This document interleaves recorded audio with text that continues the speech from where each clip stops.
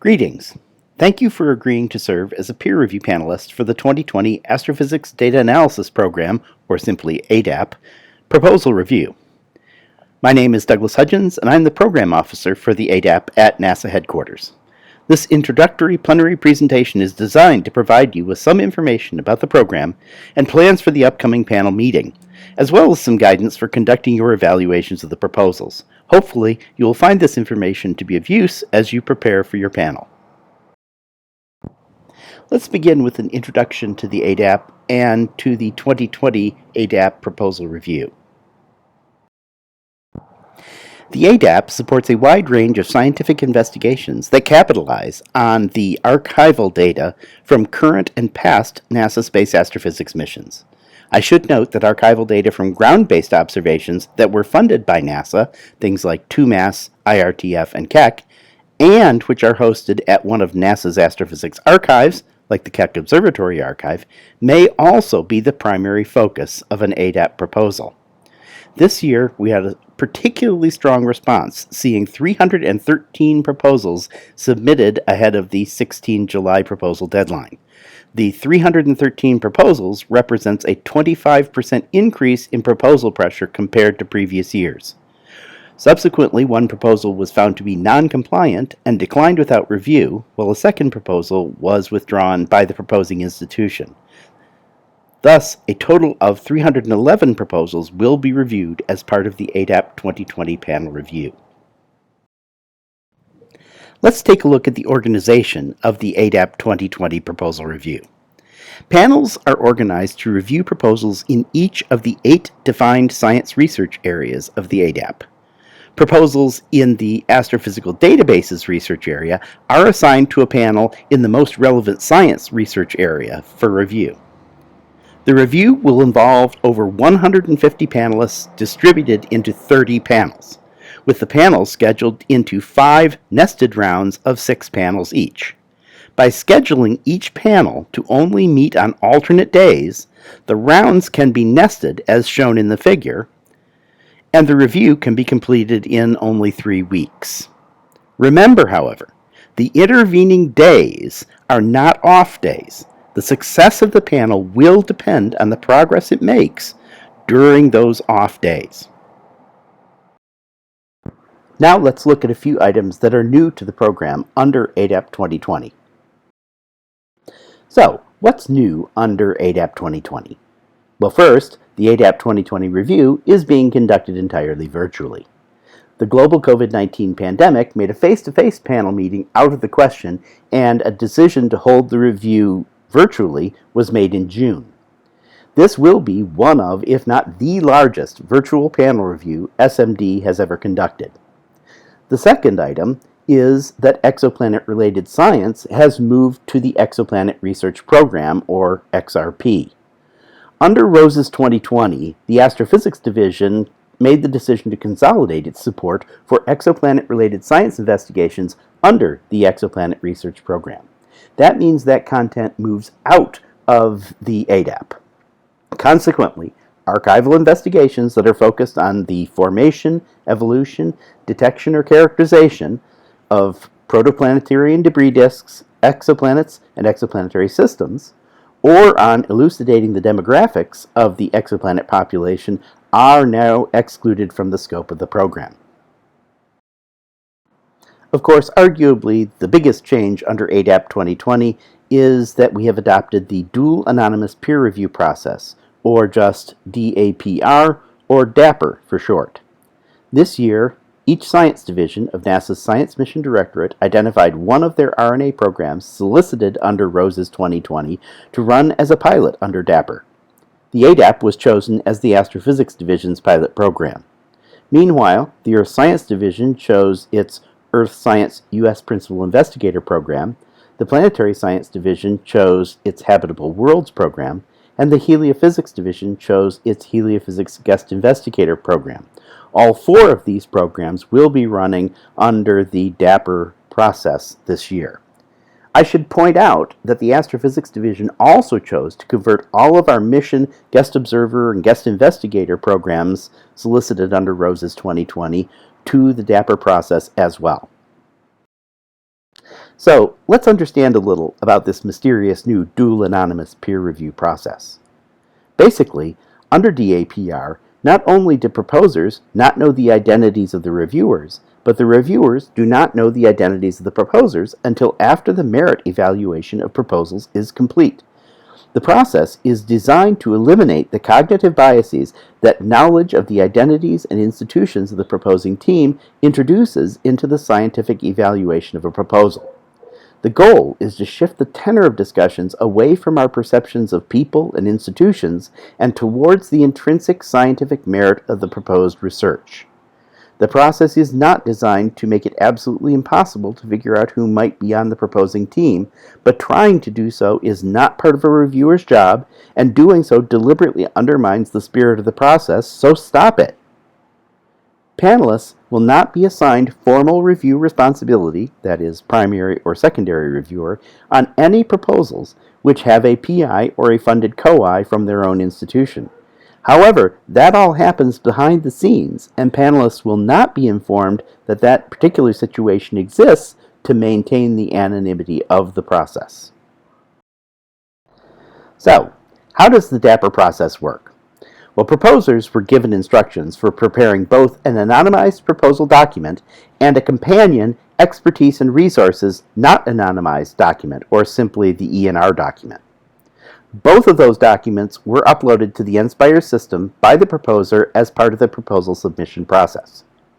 Reviewers will have access only to the anonymized proposal documents while conducting their individual evaluation before the panel meeting and the panel evaluation while at the panel meeting. After the panel has completed the written evaluations and the rating of all proposals, the ENR documents will be distributed for the highest rated proposals. Based on the ENR package, panelists will validate the qualifications of the team and the availability of any supporting resources needed to execute the proposed investigation. The panel will simply provide an assessment of qualified, not qualified for this step of the process. The ENR document will not affect the rating of the proposal or the content of the written panel evaluation. If you believe you have knowledge of the proposing team for any of the proposals in your panel, please notify the program officer to discuss the situation. The DAPR process will be discussed in greater detail during the opening plenary at the start of the panel meeting. Proposals prepared under DAPR rules might look quite different from other proposals you may have seen in the past. This slide illustrates a few of the key elements of the guidance that was provided to proposers and that they would have followed in the preparation of their proposals. I am including it in this package to provide reviewers with some insight into the structure of the DAPR proposals and the rationale for that structure. Next, let's turn our attention to the confidentiality of the review process. Participants in the ADAP 2020 review should remember that the contents of proposals and the identities of proposers must be kept confidential. In addition, the composition of each review panel and the substance of panel discussions must also be kept confidential. Please be circumspect in email communications with fellow panelists about panel business. Also, don't broadcast panelist names, panel business, or specific information regarding your participation in the panel meeting over social media. All proposals and review materials are the property of NASA and should be securely disposed of and deleted at the conclusion of the panel. I should also point out that the confidentiality of the peer review does not expire once the review is over or when the results are released publicly. Specifically, you should never discuss the proceedings of your panel with any proposer. Now let's go over the general proposal evaluation criteria and a few ADAP-specific considerations. NASA asks that you consider three factors in the evaluation of proposals: the intrinsic scientific and technical merit, the relevance to NASA, and the cost realism or reasonableness. First, the intrinsic scientific and technical merit. Evaluation of intrinsic merit includes consideration of the following: the overall scientific quality of the proposed project, including the scientific rationale and the expected significance of the proposed work. It also includes the overall quality of the proposed work, including the quality of the management plan and project timeline, and the effectiveness and resilience of the proposed approach for achieving the proposed goals and/or objectives. It also includes explicit evaluation of the sufficiency and appropriateness of the data management plan that is now required in all NASA proposals. You'll note that under the DAPR process, evaluation of intrinsic merit does not include evaluation of the qualifications of the team and the facilities or resources they bring to the table. I remind everyone that evaluation is against the state of the art. Review panels are cautioned not to compare the merits of one proposal against those of another when conducting their evaluations. The second evaluation criterion is relevance to NASA. Under ADAP, evaluation of NASA relevance involves consideration of the potential contributions of the proposed investigation to the scientific productivity of NASA's current and past spaceflight missions, and specific objectives and goals identified in Appendix D.2 of the ROSES 2020 NRA. The third evaluation criterion is cost realism or reasonableness. Evaluation of the cost realism of the proposed investigation involves consideration of whether the proposed work effort and other direct costs are commensurate with the requirements of the proposed investigation. Personnel cost should be assessed in terms of work effort, not in terms of dollar cost. Consequently, such information is redacted in the NSPIRE's cover page and should not be included in the anonymized proposal document. Proposals are still required to include a summary of work effort and explanatory budget justification in the anonymized proposal document to enable this evaluation. Now let's look at a few ADAP-specific considerations. First and foremost is the cardinal rule of the program. The Astrophysics Data Analysis Program solicits research whose primary emphasis is the analysis of NASA space astrophysics data that are archived in the public domain at the time of proposal submission. I should note that simply stating, "we will make use of better data when it's released," does not in and of itself render a proposal non-compliant. The key question is whether that data is necessary to achieve the science goals of the investigation. There is one exception to the cardinal rule under ADAP 2020 for U.S. co-investigators on approved foreign-led XMMGO proposals that are rated as either Category A or Category B.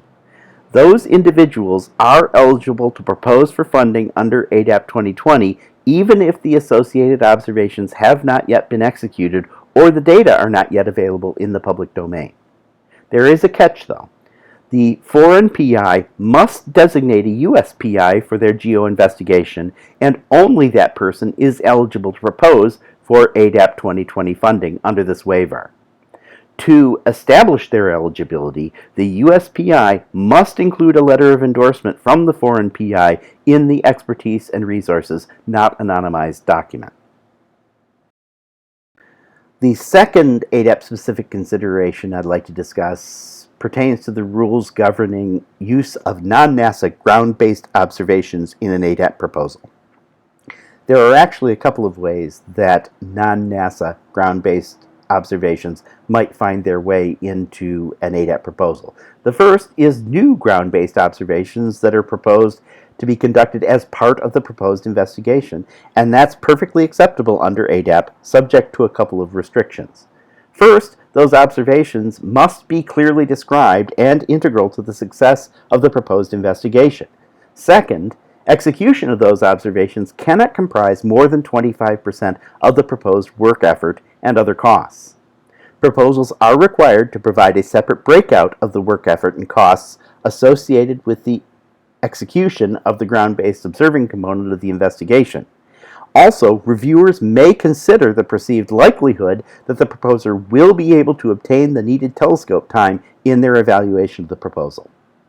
The second way that non-NASA ground-based observations might appear in a proposal is as existing ground-based observations.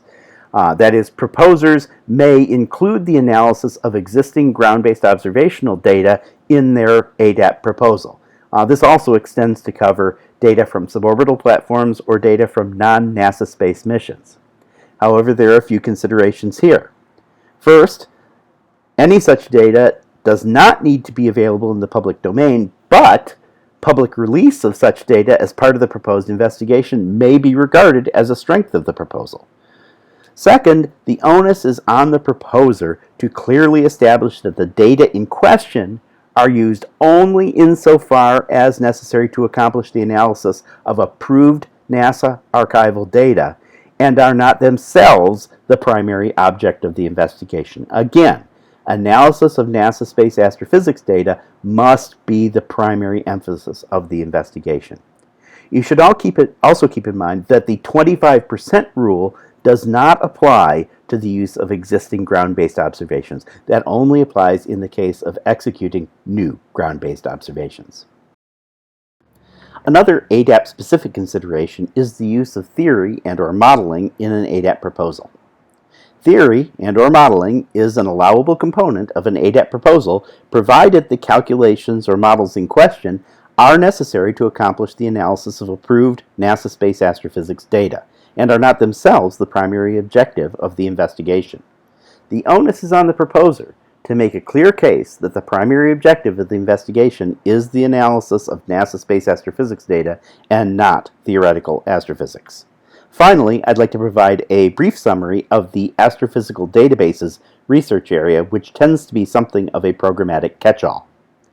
Investigators may propose for ADAP support for the development of publicly accessible 1. Compilations of existing laboratory astrophysics data, 2.